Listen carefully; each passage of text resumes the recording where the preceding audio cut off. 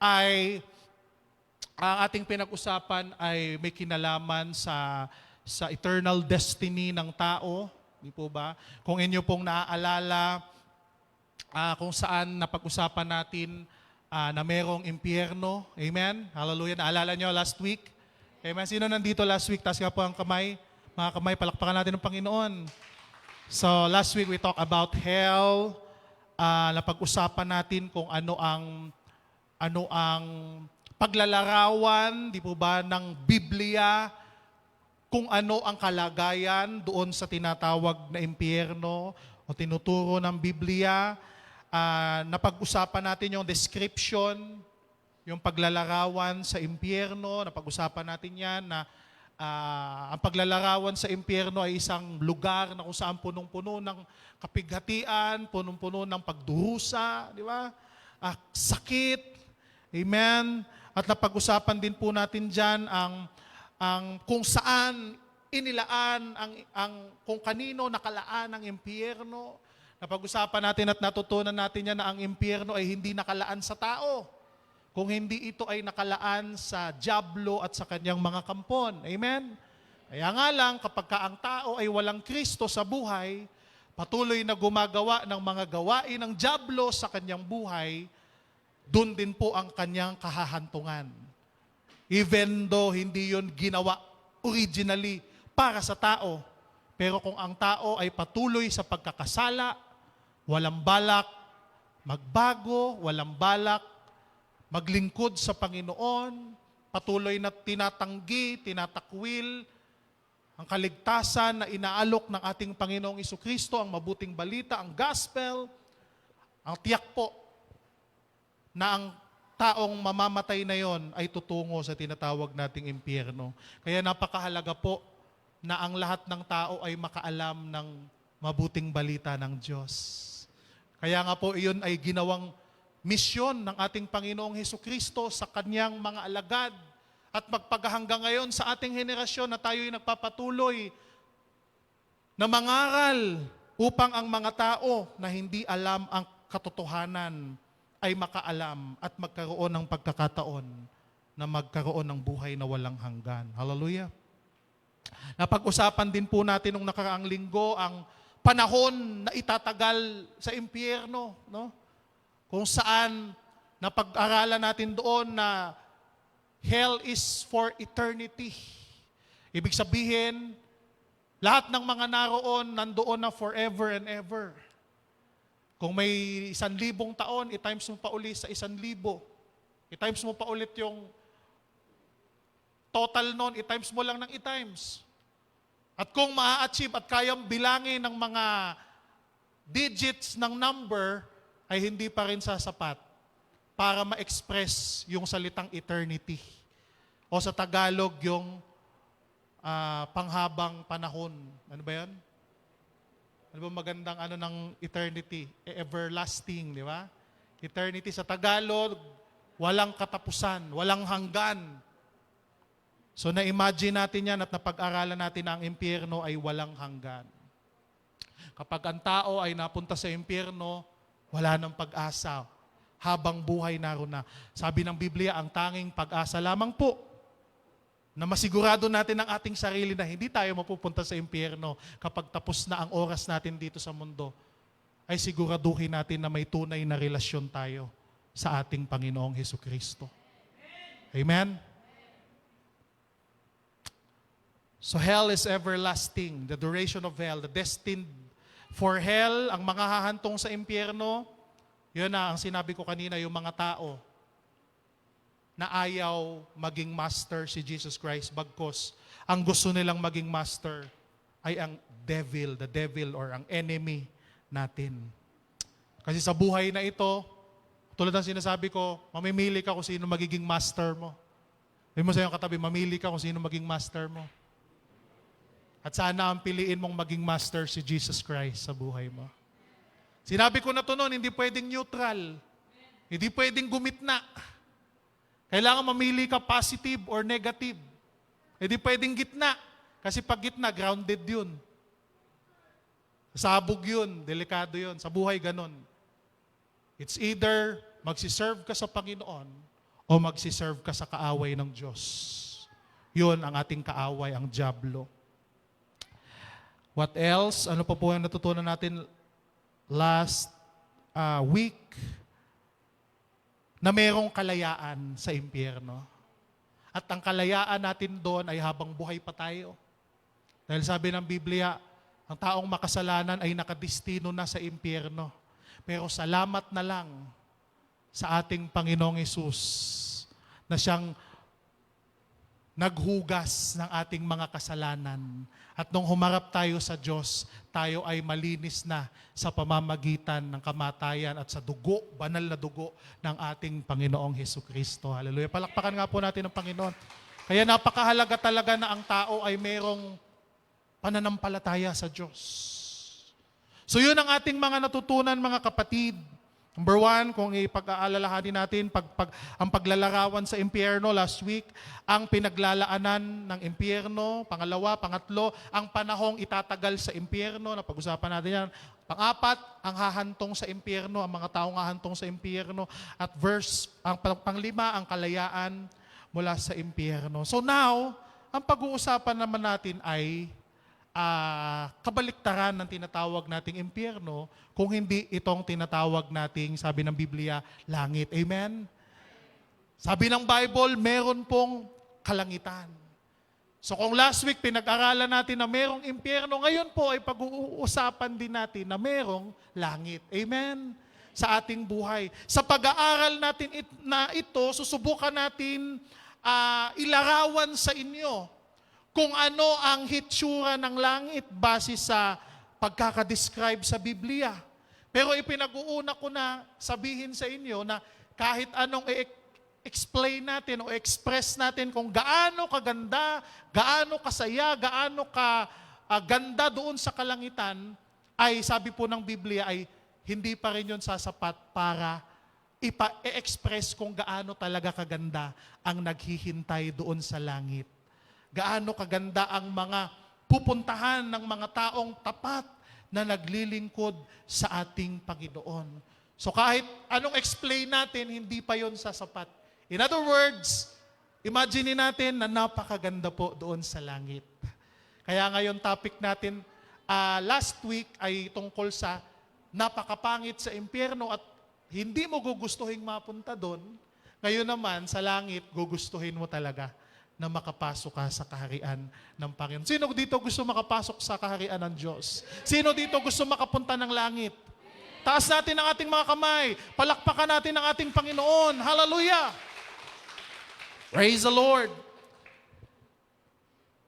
Si Paul ay nabigyan ng pagkakataon na makita, mahapyawan kung ano ang hitsura ng langit. At ito po ang kanyang sinabi, isinulat sa kanyang mga books at ito ang kanyang na-conclude kung gaano kaganda ang langit base sa kanyang nakita. 1 Corinthians 2 verse 9.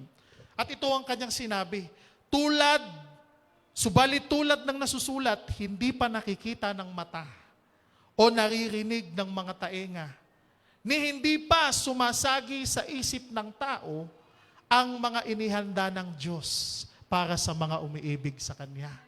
So even si Paul, hindi niya ma-explain kung gaano kaganda, gaano kasaya, di ba? Napakasaya na makita mo, yung iyong mga yumao na nauna na mga mahal sa buhay na tapat na naglingkod sa Panginoon, mare-reunite kayo, di ba? Magkakaroon kayo ng reunion doon sa langit. Napakasaya nun. At gusto natin yon mga kapatid na makita yung mga mahal natin sa buhay na naroon na sa kamay ng ating Panginoon. Kaya nga sabi ni Paul, hindi mo ma-explain, hindi mo ma-imagine kung gaano kaganda doon sa langit. Kaya nga, i-imagine mo na, pangarapin mo na, lahat ng mga bagay na wala rito, makikita natin sa langit. Lahat ng mga bagay na hindi kayang ibigay ng sanlibutan na ito, makikita natin sa langit. Yung ligayang totoo, yung joy, di ba? Yung saya, yung kapanatagan sa ating buhay. At sabi ni Paul, kahit na makita mo yon, ma-imagine mo yon, kalahati pa lang yan kung gaano kaganda doon sa langit. Kaya lang maraming tao ay hindi ready for heaven. In reality, maraming mga tao ang hindi handa para sa langit. At yun po ang pag-uusapan natin sa oras na ito, sa araw na ito. Kaya nga sabi ni Jesus sa John 14 verse 3, at kapag naihanda ko na kayo ng matitirhan, ako'y babalik at isasama ko kayo upang kayo'y makapiling ko kung saan ako naroon. Amen? 1 John 14 verse 2, balik tayo doon sa una. Sa bahay ng aking ama ay na maraming silid. Kung hindi ito totoo, sasabihin ko ba sa inyong pupunta ako roon upang ipaghanda kayo ng iyong matitirhan. Napakaswerte mo, kapatid, dahil si Jesus Christ mismo ang naghahanda ng tirahan mo sa langit. Hallelujah. Kaya nga, kung minsan kapag may mga kakilala tayo, mahal sa buhay, na dapat na naglilingkod sa Panginoon at nakita natin, di ba, na kinuha na sila ni Lord, isa lang ang meaning nun sa mga totoong Kristiyano, natapos na ang bahay na ipinagagawa niya sa langit. Kapatid, kung bakit buhay ka pa ngayon, bakit hindi ka pa kinukuha ng Diyos, siguro patuloy pang kinukumpuni, patuloy pang ginagawa ni Lord. Amen? Si Jesus ang nagde-design. Amen? Si Jesus ang gumagawa, nag-iisip para pagdating mo doon, kompleto na. E-enjoyin mo na lang. Hallelujah. Praise the Lord. Kaya napakabuti ng Panginoon sa ating buhay. So ang pag-uusapan natin ngayon, pamagatan natin, ang mga kamanghamanghang bagay sa langit. Dahil merong mga kamanghamanghang bagay sa langit, mga kapatid. Ang unang-una po dyan, ang kamanghamanghang bagay sa mga yon, ang unang-una ay ang mga bagay na wala sa langit. May mga bagay po pala na wala sa langit. Di ba? So yun ang kamangha-mangha. Ano yun? Kasi ang alam natin, lahat ng bagay, naroon na, lahat ng kailangan natin, lahat ng naiisip mo, naroon. Pero ang totoo, may mga bagay na wala sa langit. Ano po itong mga to? Revelations 21 verse 4, there will be no sorrows. Amen? There will be no sickness. Revelation 21:4, at papahiran niya ang bawat luha sa kanilang mga mata. Wala nang kamatayan. Hallelujah! Wala nang dalamhati. Wala nang pagtangis at paghihirap, sapagkat lumipas na ang dating mga bagay. In other words, wala nang lungkot, wala nang dusa, wala nang hirap, wala nang sakit. Kung ikaw man ay nagsasuffer sa sickness sa mundong ito, asahan mo, doon sa kaharian ng Diyos, doon sa langit, wala na ang mga bagay na yan. Kung ikaw man ay nalulungkot, kung ikaw man ay nagluluksa, kung ikaw man ay nababagabag ang iyong puso, asahan mo na kapag ka ikaw ay nandun na sa kaharian ng Diyos, lahat ng mga bagay na yan ay hindi mo na mararamdaman dahil kasama mo na ang Panginoon. Praise the Lord. Wala nang pagdadalamhati. Wala nang pagtangis. Wala nang paghihirap. Ito yung pinaka-struggle nating mga tao mga Pilipino Mahirap ang buhay. Kailangan kong kumayod, kailangan kong dumiskarte, kailangan kong magtiyaga, kailangan kong magtiis. Pero hayaan mo mga kapatid, doon sa kaharian ng Diyos, wala nang paghihirap. Lahat ay provided ng Panginoon. Lahat ng kakailanganin mo ay ibibigay sa iyo ng Diyos. Kaya tibayan mo ang iyong loob. Huwag kang magpapatinag sa hirap ng buhay dito sa mundo. Alalahanin mo lahat ng hirap na yan ay temporary lang. Pansamantala lang. Dahil may naghihintay sa ating kasaganahan doon sa kaharian ng Diyos. Kaya huwag mo sabihin sa sarili mo, ayoko na maglingkod, ang hirap.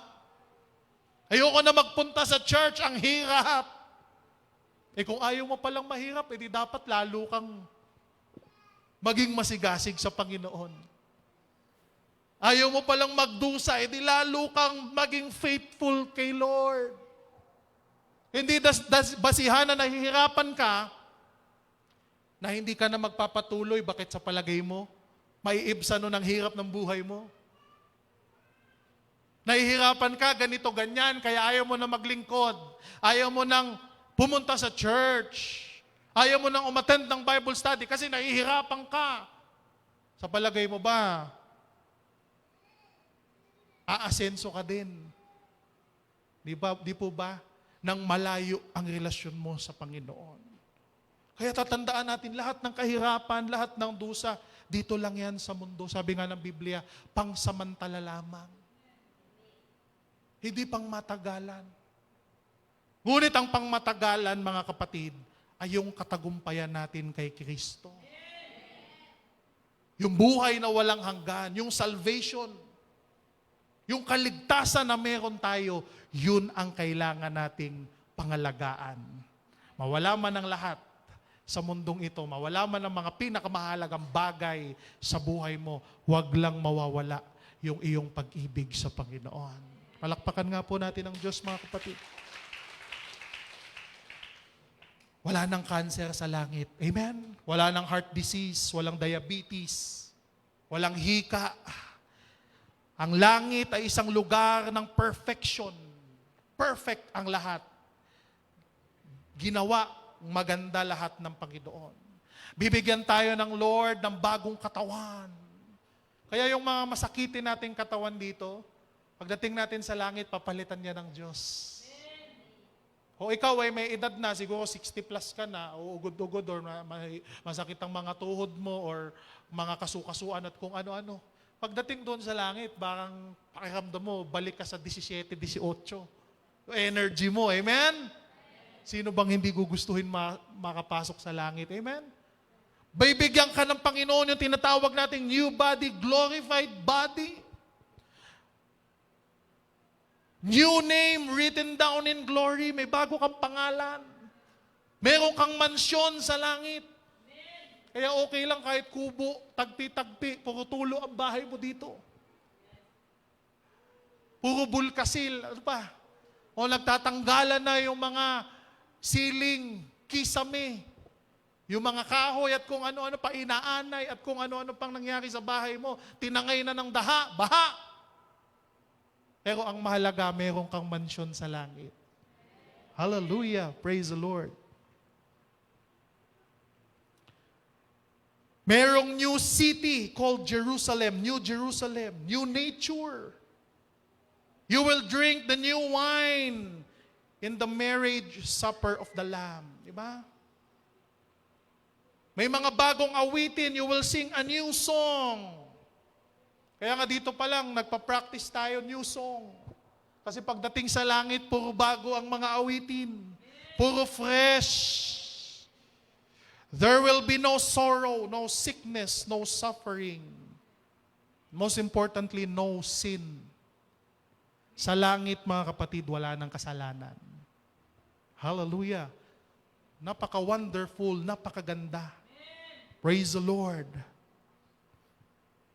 Kaya, sabi ng James 4 verse 17, ang nakakaalam ng mabuti na dapat niyang gawin, ngunit hindi ito ginagawa, ay nagkakasala.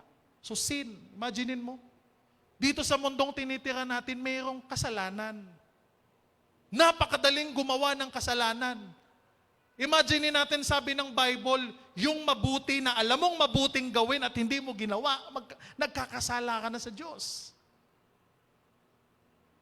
Pag may alam ka palang mabuting gawin tapos di mo ginawa, sabi mo, neutral lang ako, ayoko makialam. Ayokong gawin yan, baka i-judge ako. Pero yun, alam mo, mabuting gawin, tama. Para mag-glorify ang Panginoon, wala kang gagawin. Para sa Panginoon, kasalanan na yun. Kaya walang tao na magsasabi na hindi siya nagkasala ni minsan sa mundong ito. Di po ba? Kahit gaano kakabuti. Sabi ng Bible, itinuturing ka na makasalanan. Napakahirap sa mundong ito. Napakahirap manatili sa mundong ito. And what is the wages of sin? Sabi ng Bible, the wages of sin is death. The soul that sin will surely die. Yung kaluluwa ng isang taong makasalanan ay tiyak na mamamatay. Sabi nga dito sa kasabihan, you can't live wrong and die right. Hello? Hindi ka pwedeng mabuhay sa kasamaan, tapos pag namatay ka sa kabutihan ang punta mo. Dito pa lang mamuhay ka na may kabanalan at kabutihan kasama ang Panginoong Jesucristo para mamunga iyon ng kabutihan sa kabilang buhay. Kaya nga yung tao na walang Kristo, patuloy na namumuhay sa kasalanan, nakakalungkot ang kahihinatnan ng kanyang buhay. Dahil hindi kailanman makakapasok sa kaharian ng langit ang kasalanan. Kaya nga dito sa buhay na to, tinuturuan na tayo kung papaanong umiwas na magkasala. Lumayo sa kasamaan, lumayo sa kasalanan. Sinasabi mo, Christian ka, born again ka. Pero alam mong gumagawa ka ng kasamaan, alam mong nagkakasala ka sa buhay mo, do not expect na pag natapos ang oras mo dito sa mundo, ay tatanggapin ka sa langit. Hindi ko kasi kaya, hindi ko ma-let go. Sa Bible, sa Biblia, ang sin ay hindi makakapasok sa kaharian ng Diyos. Ang sinner na may bit-bit na sin, na hindi sinuko, na hindi isinuko sa Panginoon, na hindi in-acknowledge, na hindi tinakwil ang kasalanan sa kanyang sarili, ay hindi rin hahantong sa langit ang kanyang buhay. Kaya nga lahat ng tao ay nagkaroon ng kasalanan. Walang banal na normal na nature ng tao na maging banal kahit sino. Sabi ng 1 John 1 verse 8, kung sinasabi nating tayo'y walang kasalanan, dinadaya natin ang ating sarili at wala sa atin ang katotohanan. Amen? Subalit, verse 9, kung pinapahayag natin ang ating mga kasalanan, ina-acknowledge mo, aminado ka, patatawarin tayo ng Diyos sa mga ito at lilinisin tayo sa lahat ng ating mga kasalanan, sapagkat siya'y tapat at matuwid. Kung sinasabi natin hindi tayo nagkakasala, ginawa nating sinungaling ang Diyos at wala sa atin ang kanyang salita. Napakahalaga yung i-acknowledge natin yung kasalanan. Huwag nating gawing yung sugar-coated sin. Yung binabalutan natin kunwari na para magmukhang hindi naman to kasalanan. Sabi ng verse last week, dinadaya mo ang iyong sarili. Hangal ang isang taong pinapaniwala ang kanyang sariling hindi mali ang kanyang ginagawa. Ngunit ang katotohanan, ito'y kasalanan sa harapan ng Diyos. Hello? Diyan po ba kayo mga kapatid? There will be no sins in heaven. Kaya dito pa lang, tinuturuan na tayo ng salita ng Diyos. Sa tulong ng banal na Espiritu, pinapalitan na yung puso natin. Pinapalitan na yung desire natin. Dito pa lang, dapat makita mo na kung karapat-dapat ka doon sa kaharian ng Diyos. Kaya nga pinapalitan yung isip, yung thinking natin, papalitan mo na yan ng Diyos. Hanggat hindi nagbabago yung thinking mo, hanggat hindi nagbabago yung attitude mo, hanggat hindi nagbabago yung pagkatao mo, hanggat hindi ka naboborn again sa Espiritu at sa katotohanan, hindi ka makakatawid doon sa kaharian ng Diyos. Dito pa lang ang challenge. Kaya huwag kang magtaka ba't may challenge dito. Dito pa lang sinusukat, sinasala na. Dami-daming pumipila sa PBB. Di ba? Para saan lang yan? Para sa karangalan lang yan dito sa lupa. Kayamanan, pera dito sa lupa. Nagpapakahirap ang mga tao, nagpapakainit, nagdurusa para makuha. Ginagawa kung ano yung mga dapat gawin para ma-qualify. Para matanggap. Nag-o-audition. Tapos yung Kristiyano, para makapasok sa langit, walang gagawin. Hindi magbabago. Hayahay. Ha? A-attend lang tuwing linggo? Hindi nga nagbabasa ng Biblia? Di po ba? Walang panahon, oras sa Diyos. Yun ang realidad. Ayaw niyong pakinggan. Ayaw nating marinig ang realidad. Pero sabi nga ng Bible, niloloko natin ang ating sarili kung hindi natin aaminin ang realidad sa ating buhay.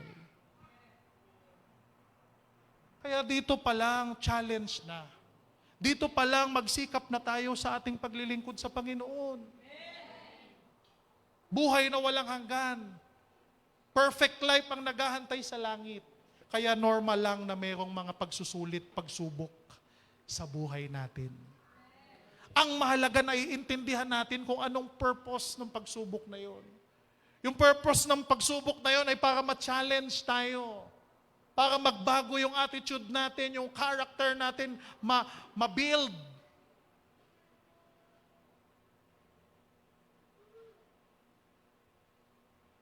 But there will be no sins in heaven. Kaya lahat ng mga kasalanan natin, isuko natin sa Panginoon. Lahat ng mga desires natin na magbubunga ng kasalanan, isuko natin lahat sa ating Panginoon. So yun yung unang kamanghamanghang bagay na walang kasalanan or walang mga bagay na wala sa langit. Pangalawa, kakaunti lamang ang makakarating sa langit. Heaven is not for everyone. Kakaunti lamang ang makakarating sa langit. A lot of people don't understand that not everyone or everybody is going to heaven. Hindi lahat ng tao. May ibang nagtuturo kasi na tayong lahat, kahit anong relihiyon mo, kahit anong faith mo, kahit sino yung kinikilala mong santo o Diyos, lahat tayo magkikita-kita rin sa langit. False. Mali. Hindi lahat ng tao ay makakarating sa langit. Matthew 7 verse 13, pumasok kayo sa makipot na pintuan. Sapagkat maluwag ang pintuan at malapad ang daang patungo sa kapahamakan. At ito ang dinaraanan ng marami. Ngunit ang makipot na pintuan at makitid na ang daan ay papunta sa buhay at kakaunti lamang ang nakakatagpo niyon.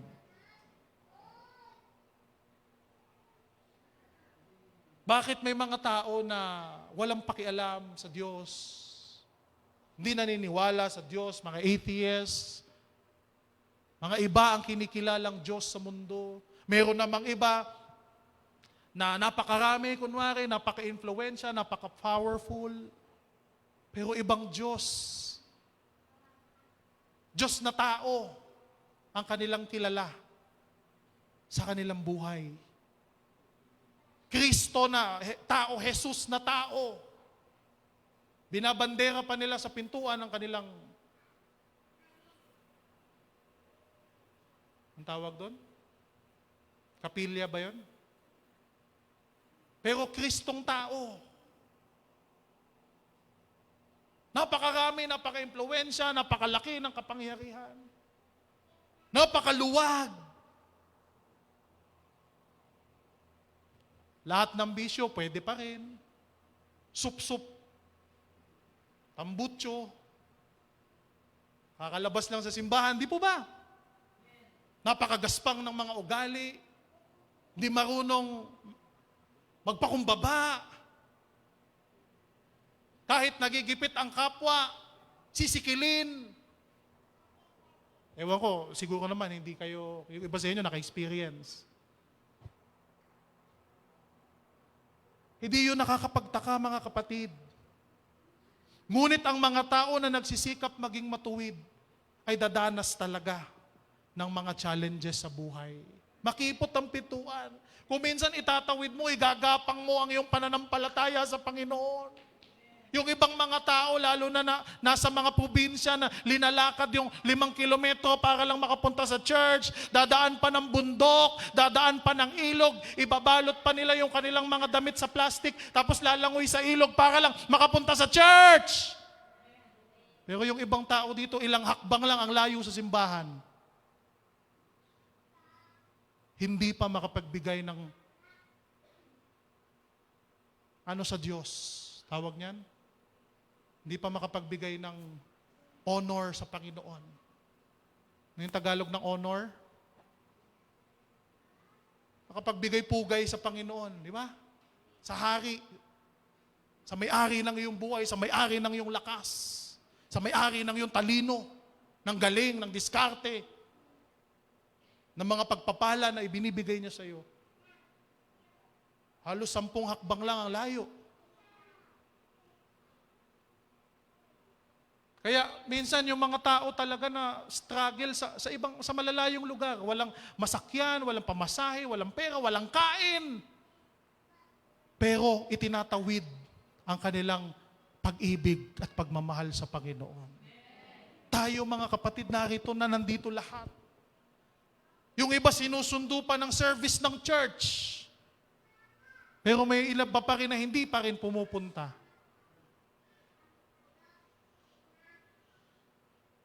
Ang paglilingkod natin mga kapatid, hindi easy-easy lang.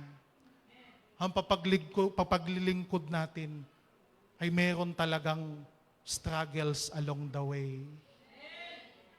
Susukatin ang ating pag-ibig at pagmamahal sa Panginoon. Hindi ako galit mga kapatid. Hello? Amen? Nag-aaral lang tayo ng Bible. Kasi nakakasayang. Yung ang tagal-tagal na natin na naglilingkod sa Panginoon, pero ini-easy-easy lang natin si Lord. Hindi natin siya talagang sineseryoso sa ating puso. Matthew 7:22-23, sa araw ng paghuhukom, marami ang magsasabi, sa akin, Panginoon, hindi po ba't sa inyong pangalan ay napakaraming pangalan ay nangaral kami, nagpalayas ng mga demonyo at gumawa ng mga himala. Maraming mga tao, Lord, di ba kilala na kita? Naglingkod na ako sa iyo, Lord. Born again ako, nabaptize na nga ako eh. Ano sabi ng Panginoon? Verse 23, ngunit sasabihin ko sa kanila, hindi ko kayo kilala. Lumayo kayo sa akin, kayong gumagawa ng kasamaan. Kasi pwedeng nasa loob tayo ng church, but still, paglabas natin, gumagawa pa rin tayo ng kasamaan. At hindi natin maluloko ang Diyos. Hello? Sabi mo sa iyong katabi, hindi mo maluloko ang Diyos. Sabi mo sa kakabilang katabi mo, kaliwa. Kabilaan. Sabihin mo, hindi mo maluloko ang Diyos. Ano ka? Ang naluloko mo yung sarili mo. Thinking na naluloko mo ang Diyos. O naluloko mo ang church. Naluloko mo ang pastor. Naluloko mo ang parents mo. Naluloko mo mga anak mo. Ikaw yun. But hindi ang Panginoon. Pwedeng nasa loob ka ng church, paglabas mo dito, gumagawa ka pa rin ng mga bagay na alam mo na yun. Kaya pagdating ng judgment, sasabihin ng Diyos, hindi ko kayo kilala. Matagal ka nga na pumapasok sa church, pero ang totoo, wala kang relasyon na totoo sa akin. Kaya akala ng iba, easy lang yung paglilingkod. Hindi. Yung pagbabago pa lang sa buhay mo, yun ang matindi. Yung hindi mo ipipilit yung gusto mo at magpapasaya sa'yo, yung desires mo, isusuko mo alang-alang para magawa mo kung ano yung desire ng Panginoon sa buhay mo. Yung pagsuko. Challenge, yun ang pinakamatinding challenge. Hallelujah. Pero sa tulong ng Holy Spirit, magagawa at mangyayari yon sa buhay mo. Kung gugustuhin mo at ipapaubaya mo sa Panginoon, buong buo, 100% ang buhay mo. Kaya nga napakahirap. Alam natin, madaling makapunta sa langit, madaling sabihin, oo. Pero in reality, anong sabi ni Peter sa 1 Peter 4 verse 18? Tulad ng sinasabi ng kasulatan, kung ang taong matuwid ay napakahirap maligtas, ano pa kaya ang kahihinatnan ng mga makasalanan at hindi kumikilala sa Diyos? Yung may Panginoon nga na kinikilala sa buhay, napakahirap maligtas. How much more yung mga taong walang respeto at takot sa Panginoon? Mga atheist. Mga tao na hindi naniniwala sa Diyos. Kaya sabi ng Bible, mga hangal. Foolish. Fool ang mga ganong tao. Yung mga tao nga na laging nagpupunta sa church, hindi pa nga talaga. Sigurado eh. Kasi merong iba nagpapanggap lang eh. How much more yung mga tao talaga na itinatakwil ang mabuting balita ng Panginoon.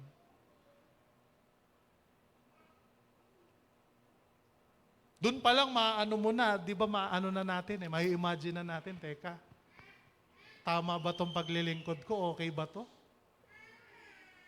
Dapat manalamin nga tayo nung binasa natin yung verse na yun. Tingnan natin sa salamin ng ating buhay. Teka, sandali. Wait lang. Ha? Isang paalaala po ng salita ng Panginoon. There is only one way in heaven. Walang iba kung hindi si Jesus Christ. Hindi ang parents natin, hindi ang career natin.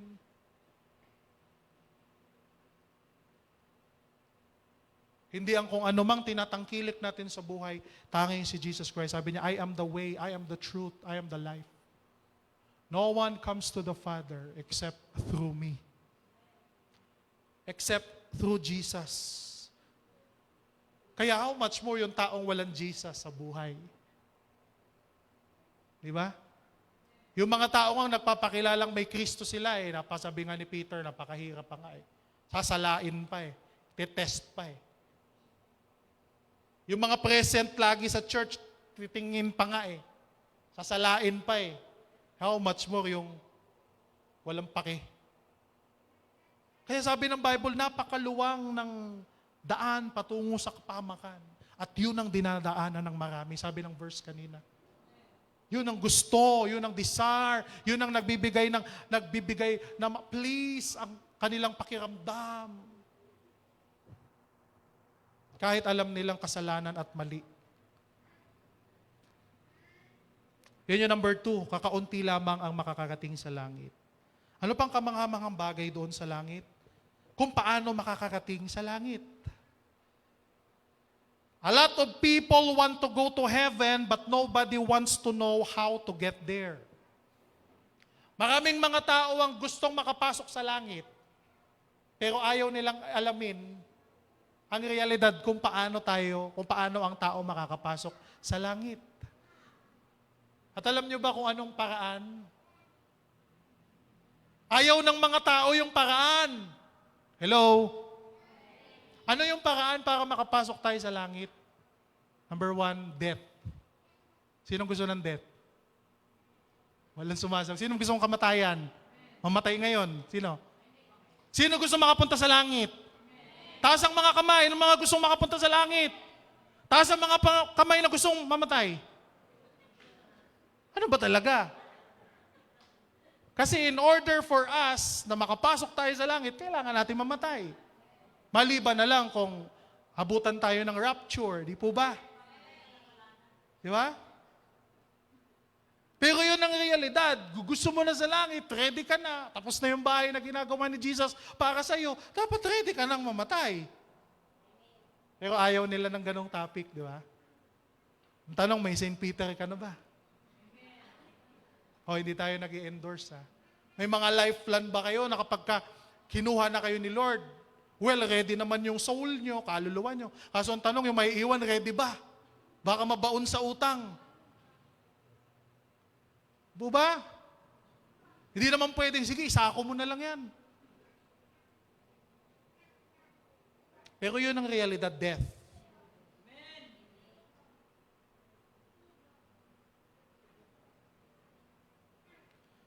Maliban na lang kung makaabot ang tao sa rapture, pero death is a certainty sa buhay ng isang tao. In fact, lahat ng narito sigurado mamamatay. Hello? Lahat tayo dito sigurado mamamatay. Hindi lang natin alam kung kailan. Maliban na lang kung mag-rapture, di ba? Masama tayong lahat. Hindi natin ma-experience yung death, yung tinuturo ng Bible. In fact, sa isang kisap mata, tayo ay lilipad sa alapaap. May iwan lang siguro yung mga gamit natin, damit, relo. Kaya nga, wala talaga yung mga Rolex na yan, yung mga Lamborghini, yung mga Ferrari. Yung madadala yan. Yung mga motor mo, lagi mong pinapakintab. Di ba? Yung bahay mo, pinapaganda mo, wala. Pagka gumanon yung rapture, iwan lahat. Kaya sayang kung dahil sa pagtuon mo ng atensyon doon, ay nawalan ka na ng relasyon sa Panginoon. Hindi worth it kasi hindi naman madadala pala. Amen? But the fact is everybody na narito sa lugar na ito will surely die. Yan ang realidad. Aminin man natin o hindi. Gusto mo nating mapakinggan, marinig o hindi, hindi natin maitatanggi ang katotohanan na yan. Pero yun ang paraan para makapasok tayo sa kaharian ng Diyos. Hebrews 9 verse 27, itinakda sa mga tao na minsan lamang mamatay at pagkatapos ay ang paghuhukom. Death is already appointed on each and every one of us. Sa lahat ng mga isinilang dito sa mundo, sanggol pa, bagong panganak, nakatakda na yung kamatayan niya bago pa siya isilang. It is appointed. Yung life natin, mga kapatid, gift lang yun ng Panginoon. Pero meron na tayong mga time talaga. Kaya nga, sabi ng Word of God, habang buhay tayo, samantalahin natin, paglingkuran natin ang tapat ng Panginoon. Kasi darating ang panahon na matatapos ang oras natin sa mundo. Tapos ang tanong sa ating buhay, nandyan ba si Jesus Christ sa puso mo? Isinuko mo ba ang buong pagkatao mo? Naglingkod ka ba sa Kanya? Hindi ka man perfect, pero sinikap mo ba sa abot ng iyong makakaya na maging pinakamatuwid ka sa kaabot ng makakaya mo sa harapan ng Panginoon? Death is already appointed. Kaya nga nung sabi ng 2 Corinthians 5 verse 8 sa mga mananampalataya, kaya malakas ang aming loob at mas gusto pa nga naming iwan ang katawang ito na aming tinatahanan ngayon upang manirahan sa piling ng Panginoon. Yun yung mga believer. Yung totoong tapat sa Panginoon, hindi natatakot mamatay. Sino hindi natatakot mamatay?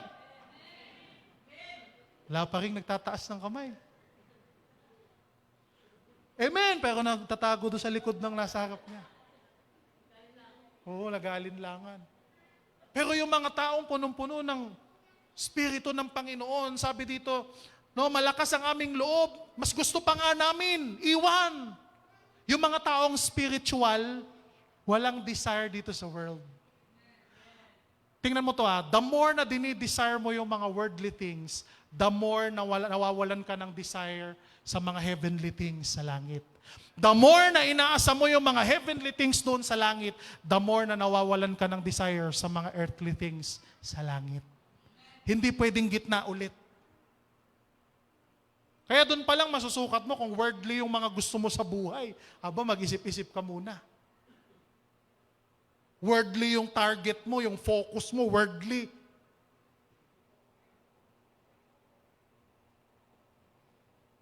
Yung mga mananampalataya, malakas ang aming loob. Gusto pa nga naming iwan ang katawang ito na aming tinatahanan ngayon upang manirahan sa piling ng Panginoon. In other words, sa langit. Para makapasok ka sa langit, number one mo, dapat handa kang iwan ang lahat dito sa mundo. Kaya dapat hindi ka mapipigil ng anak mo, hindi ka mapipigil ng magulang mo, hindi ka mapipigil ng asawa mo. Walang taong pwedeng makapigil dapat sa'yo dito sa mundo. O mga bagay, career, trabaho at kung ano pa. Dapat number one ang Panginoon sa buhay mo. Pangalawa lang yung mga mahal natin sa buhay. Kaya lang hindi ganun ang realidad. Laging nasa huli lang ang Panginoon. Una muna ang lahat ng priorities. Pag may extra time na lang po, pastor, attend ako. Hello? Tama, mali. Tama, mali. Tama, di ba? Marami. Nakaka-relate. Kaya nga, yung isang believer na alam niyang haharap siya sa Panginoon, hindi na natatakot. Kasi alam niya yun yung pintuan, yun yung bintana, yun yung gateway niya para makapiling ang Panginoon sa kanyang buhay.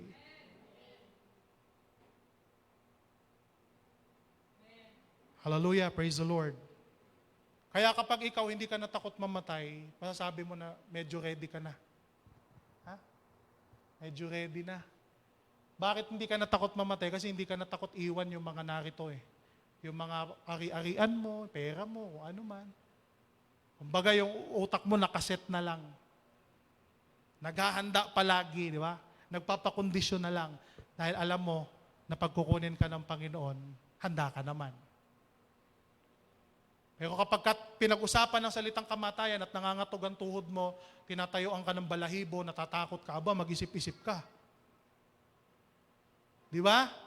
Kung pag sinabi, ready ka na bang mamatay? No, kilubutan ako. Por Diyos, por Santo. Huwag niyo pag-usapan yan. O kaya natatakot ka. O kaya para sa'yo curse yun. Ba't ka natatakot, di ba? Pero hindi natin maiaalis yun bilang tao. Pero, paano makakating sa langit? Through death. Kaya nga, bago mamatay ang tao, dapat kilala niya na si Kristo. Dapat bago mamatay ang tao, tinanggap niya na si Kristo bilang kanyang Panginoon na tagapagligtas.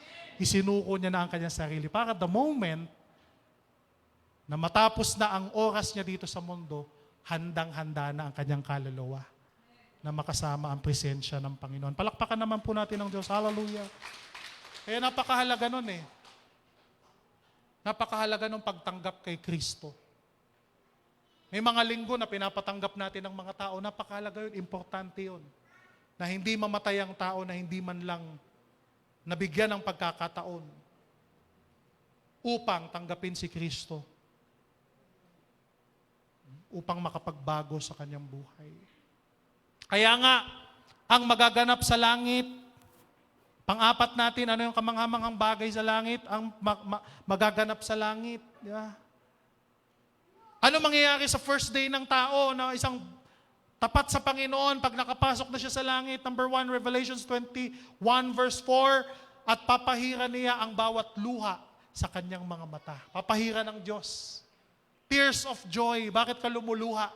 Kasi sa kabila ng mga pagsubok sa buhay mo, napagtagumpayan mo at ngayon, na-enjoy mo na yung reward doon sa langit. Tears of joy. Kasi wala ka nang maaalalang lungkot, nasa langit ka na nga, perfect na lahat. Amen? Napakaganda sa langit, mga kapatid. Bibigyan ka ng Panginoon ng isa sa mga crown, imperishable crown. Ang sabi ng Bible, the crown of rejoicing, the crown of righteousness, the crown of glory, and the crown of life. Bibigyan ka ng Panginoon ng kasuotang puti, yung tinatawag sa Bible na white robe. Yun ang isusuot sa iyo ng Panginoon. Every good deeds na ginawa mo dito sa buhay na ito sa lupa, i-convert iyon doon sa susuotin mo pag nasa langit ka na. Hallelujah! Amazing! Titira ka sa New City, tinatawag na New Jerusalem. Merong 12 gate na gawa sa pearl. Perlas. Gate na gawa sa pearl. Yung kalsada doon sa langit ay pure gold. 24 karat ba yung pure gold? Ano ba yan? Yung mga expert sa alahas, sa gold. Pinaka-pure gold. Yun ang lalakaran mo sa langit, gold. Dito yung mga gold natin nakasabit sa tenga, sa liig, piniflex, o kaya naman tinatago kasi mahalaga, tinatago sa vault. Pero sa langit yung ginto, aapakan mo lang. Gaganon mo lang ng paa mo. Kung may alikabok man dun. Pero palagay ko, wala. Naglalakad ka, puro gold, gold. Ibig sabihin, yung mga kapatid, tingnan nyo to ha, yung pinakamahalaga dun, dito sa mundo, ay ang pinaka-least doon sa langit. Naintindihan nyo? Para sa tao, napakahalaga nung ginto pero doon sa langit, aapak-apaka mo lang yan. Wala kang paki dyan, daanan mo lang yan. Ganon kaganda doon sa langit. Amen? Palakpakan natin ang Panginoon. Di ba kayo na-excite? Sa kabila ng pag-aaral natin dito, hindi ba kayo ganda pala ron? Ha? Hanggang ngayon, iniisip nyo pa rin yung gagawin nyo mamaya? Yung pa rin kung ano lulutuin ko mamaya, papasok ako, ano ba? Mga bata, papasok na naman, Monday. Bagyo na naman, may tulo ang bubong. Hindi nyo nakita yung amazing things doon sa langit. Hallelujah. At higit sa lahat mga kapatid, meron kang river of life na nagpo-flow doon. Sabi ng Word of God. At higit sa lahat, yung mansyon na meron ka doon sa langit mga kapatid. Na sino mismong may gawa? Walang iba ating Panginoong Hesus. Di ba sabi niya sa John 14 verse 3, binasa natin kanina, at kapag naipaghanda ko na kayo ng matitirhan, sabi ni Jesus, siya yung nagde-design, siya yung architect ng bahay. Di ba? Kaya nga kahit yung buhay mo dito sa mundo ay hindi masaya, hindi sagana, huwag kang mag-alala mga kapatid, ang siguraduhin mo yung buhay mo doon sa langit ay masaya at masagana. Okay lang kahit hindi ka napapansin dito, hindi ka napaparangalan, hindi ka nabibigyan ng reward sa buhay na ito. Basta ang siguraduhin mo, pagdating doon sa langit, masusuot mo yung isa sa mga crown na binanggit ko kanina. Hallelujah! May corona. Alam mo doon sa langit, meron tayong mga ano ron eh. Hindi ibig sabihin na great ka dito sa buhay na to pagdating sa langit, great ka doon. Hindi. Iba ang sukatan sa langit. Maaring bababa dito, pero pagdating doon sa langit, pinaka-great siya. Maari namang pinaka-makapangyarihan at great dito sa mundo, pagdating doon sa langit, tabi-tabi lang, tira-tira lang ang kanyang suot. Kaya hindi sukatan kung anong estado ng buhay dito sa mundo para ma-define kung anong klaseng kalagayan ang naghahantay sa iyo doon sa langit. Heaven is a place of rejoicing. Revelation 5 verse 12, umawit sila ng malakas. Ang korderong pinatay ay karapat-dapat tumanggap ng kapangyarihan, kayamanan, karunungan, kalakasan, kalwalhatian, papuri, at pagtatangi. Yun yung patuloy na inaawit ng mga saints, ng mga banal doon sa langit. Puro worship. Kaya dito nag-worship tayo. 45 minutes worship tayo. Bakit? Pinapractice natin kasi pagdating sa langit, puro worship, puro praise lang ang gagawin natin. Kaya ang tunay na mananampalataya sa Lord, hindi na iinip sa worship time. Hindi na iinip sa praising time. Bakit? Kasi yun ang gagawin mo pag naroon ka na sa langit. Kaya pag nabobore ka, mag-worship.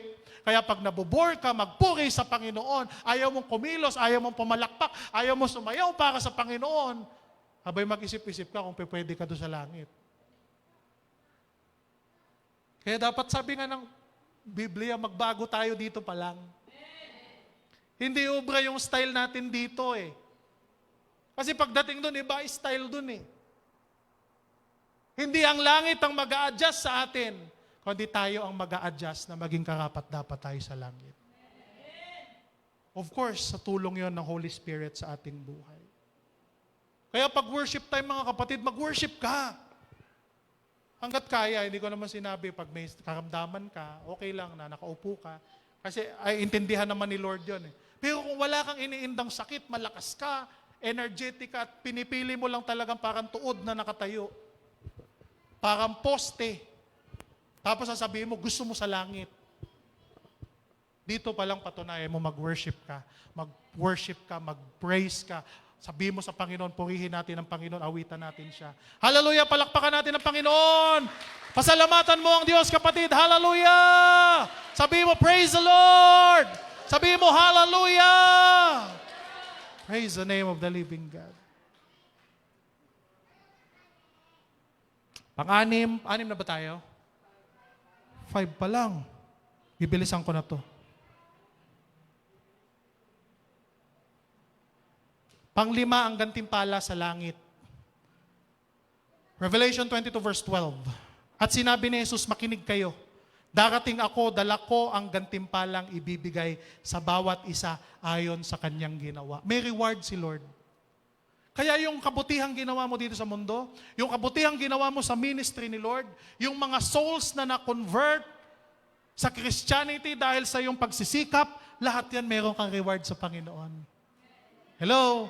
Even parang feeling mo, hindi ka na-acknowledge, hindi ka napasalamatan, hindi ka nabigyan ng reward. Pero kay Lord, meron kang reward.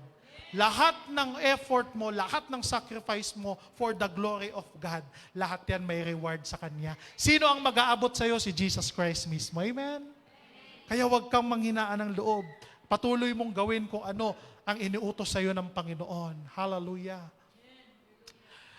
According kung ano yung work mo, yun ang exactly reward mo sa Panginoon. Revelation 19 verse 7, magalak tayo at magsaya. Luwalhatiin natin siya sapagkat sumapit na ang kasal ng kordero, at inihanda na ang kasintahang babae o ng church ang kanyang sarili. Binihisan siya ng malinis na puting-puting lino. Yan sinabi natin kanina. Ang lino ay ang mabubuting gawa ng mga hinirang ng Diyos. So sabi ko kanina, merong hindi great dito, pero pagdating sa langit, napakaganda ng kanyang robe dahil sa kanyang works sa ministry o sa gawain ng Panginoon dito sa lupa. Amen? Pagtingin mo doon yung mga great people na maraming sacrifices sa Panginoon, yung mga martyr, pag nakita mo, gaganda ng robe nila. At may makikita ka rin doon sa langit, 2 pares lang na medyas ang suot. Pero nasa langit ka rin, pero medyas lang suot mo. Ba't medyas lang? Kasi yan lang talaga wala ka namang effort na ginawa. Wala ka namang ginawa para kay Lord. Hindi ka man lang nag-win ng soul. Hindi ka man lang nag-evangelize. Kaya, maswerte nga, may medyas ka Yun yung sabi ng Bible, hindi ako. Depende yung ating susuotin sa effort natin dito sa Panginoon. Kaya nga sabi pala ng Bible, huwag tayong mag-ipon ng kayamanan sa lupa. Kundi ang pag-ipunan natin yung kayamanang panlangit. Amen? Praise the Lord. Pang-7, pang-6, ang langit ay may sapat na kasiyahan. Pleasures don't satisfy. Money doesn't satisfy. Lahat yan. Fame, power, lahat yan hindi talaga makakapag-satisfy. Up to a point siguro, pero na-expire. Bagong kotse, masaya ka. Satisfied ka next year, pag lumabas na yung mas modelo, mas maganda ang features, parang matabang na ang feeling mo sa bago mong gamit. Gusto mo ng upgrade. Kaya ito yung sabi ni Solomon sa Ecclesiastes 1:2-3. Napakawalang kabuluhan, sabi niya. Napakawalang kabuluhan ng lahat. Ang lahat ay walang kabuluhan, sabi ng mga ngaral. Nagpapakapagod ka ng husto sa pagtatrabaho sa mundong ito. Ngunit para saan ba ang mga ipinagpapagod na ito? Yun yung magandang tanong sa sarili. Nagpapakapagod ka, papakahirap ka, ginasta mo ang oras, buhay mo, pagkatao mo para dito sa mundo. Pero ang totoo, worth it ba? Yung ibang tao naipagpalit na ang kanilang relasyon sa Panginoon para sa pagtatrabaho. Ang tanong, worth it ba? Kaya sabi ng Bible, sa langit lang yung satisfaction na makakamit natin. Hindi kapangyarihan, hindi possession, hindi propeta, hindi kayamanan, hindi fame, hindi kotse, hindi bahay. Only Jesus will satisfy you. Hallelujah. Only Jesus. Everything else is an illusion. Illusion mo lang yung... Yung mga gusto mong gawin, ilusyon mo lang yan na pag nakamit ko yan, pag nangyari to, magiging kontento na ako. Pag na-achieve ko yan, magiging satisfied na ako. Illusion lang yan. Hindi yan totoo. Ang totoong satisfaction nandoon sa kaharian, nandoon sa langit, mga kapatid. Heaven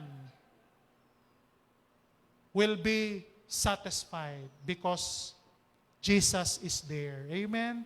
Magiging satisfied tayo dahil nandun si Kristo. 7 and last na to mga kapatid. Ang langit ay walang hanggan. Katulad ng hell, katulad ng impyerno na walang hanggan, ang langit din ay walang hanggan. Ang kaibahan lang, ang impyerno ay walang hanggang pagdurusa, paghihirap, sakit. Ngunit sa langit, walang hanggang kasiyahan, walang hanggang pagpupuri, walang hanggang kabanalan, walang hanggan yung presensya ng Panginoon ay iyong madadama. Ang hell naman ay walang hanggang pagkahiwalay sa presensya ng Panginoon forever and ever.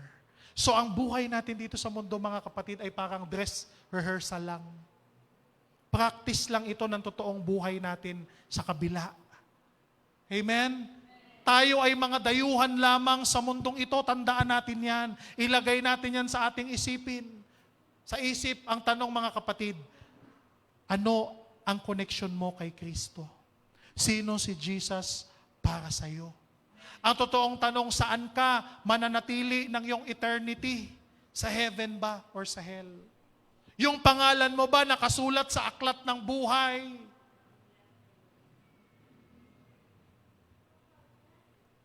Ang masayang isipin, mga kapatid, merong lugar na tinatawag ng langit. At ang pinakahuling tanong na iiwan ko sa inyo, there will be, o sa Tagalog, saan nyo balak i-spend, di ba? Manatili o i-spend ang inyong eternity. Yun ang tanong. Saan mo gusto i-google ang eternity ng iyong buhay? Sa hell?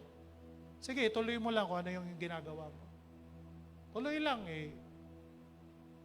Wala kang kailangang baguhin. Gawin mo kung anong gusto mo. Total. Gusto mo naman mag-spend ng eternity mo sa hell.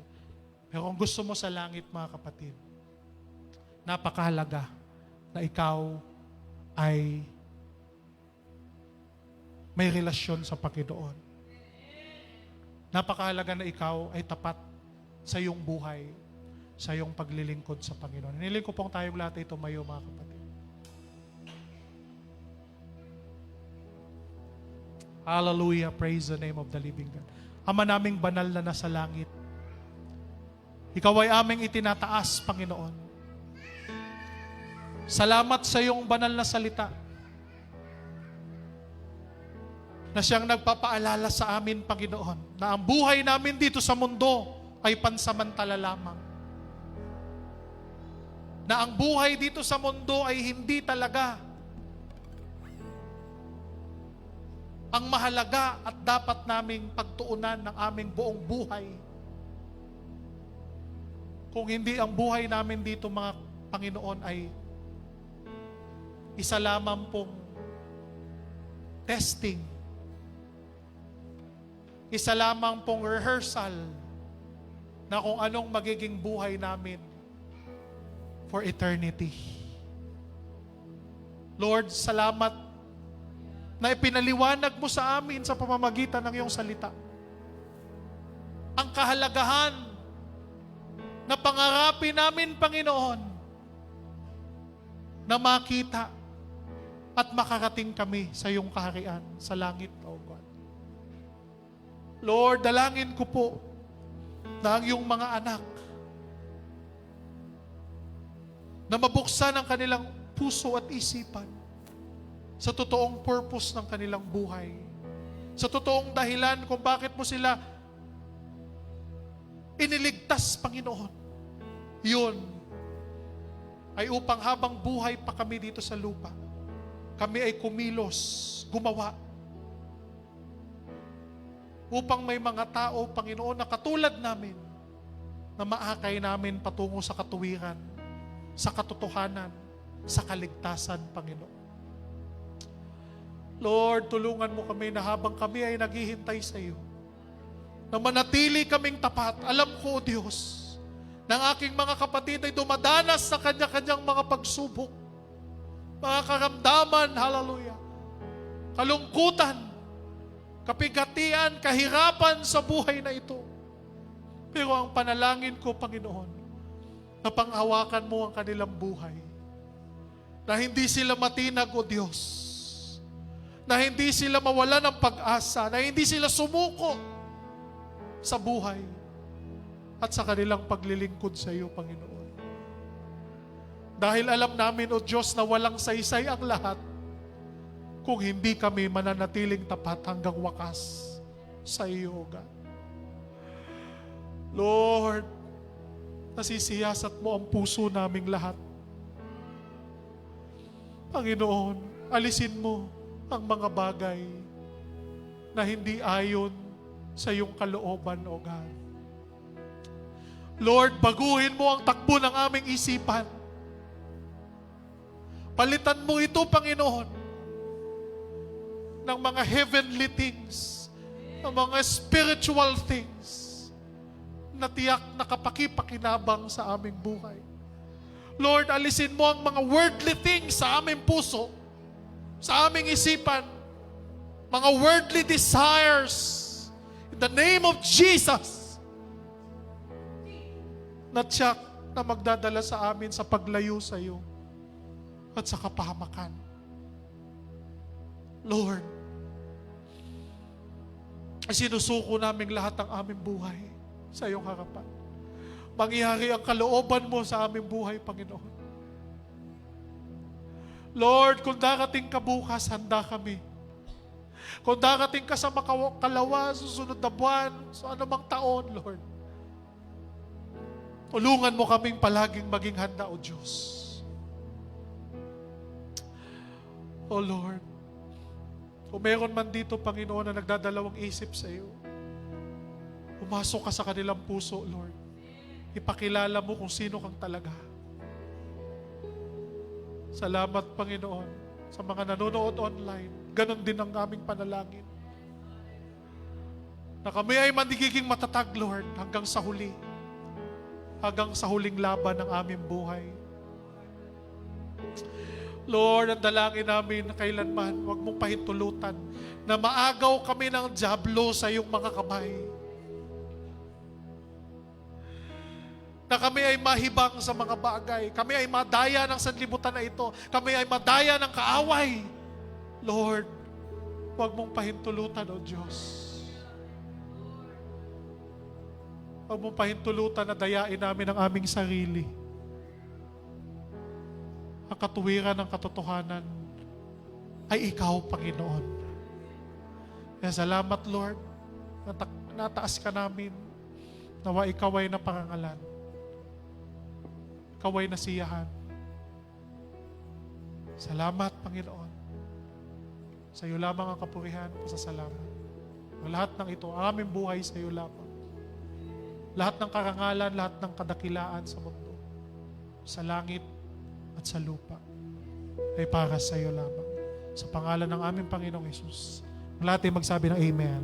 Palakpakan natin ang Diyos. Hallelujah.